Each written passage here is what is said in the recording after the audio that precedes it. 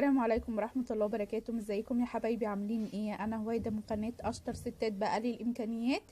يا رب تكونوا بافضل حال. النهاردة دي جولة في اوضة الاطفال بتاعتي.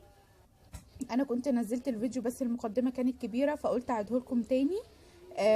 وقللت المقدمة لانها فعلا كانت كبيرة.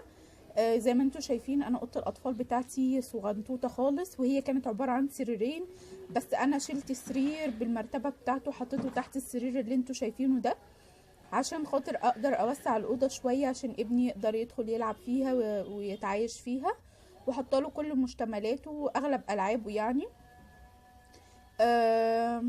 يا رب الفيديو يبقى عجبكم واقدر اكون فدت الناس اللي عندهم اوض صغيره ان احنا عادي نقدر ان احنا نحط يعني مشتملات اوضه اطفال فيها. مستنيه رايكم في الكومنتات، والسلام عليكم ورحمه الله وبركاته.